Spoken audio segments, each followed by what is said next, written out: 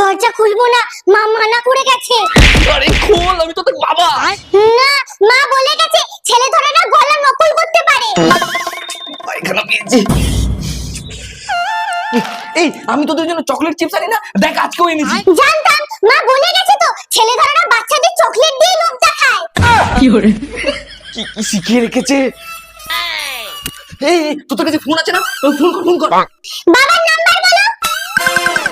লেখ 956123। বাবার নাম্বার তুমি কি করে জানলে? আরে আমি তোদের বাবা। ঠিক আছে, এমন কিছু জিজ্ঞেস কর যেটা তোদের বাবা মা ছাড়া আর কেউ জানে না। বলো তো, মায়ের জন্মদিন কবে? কি হলো বলো, আমার জন্মদিন কবে? আমার জন্মদিন তোমার মনে থাকবে কেন?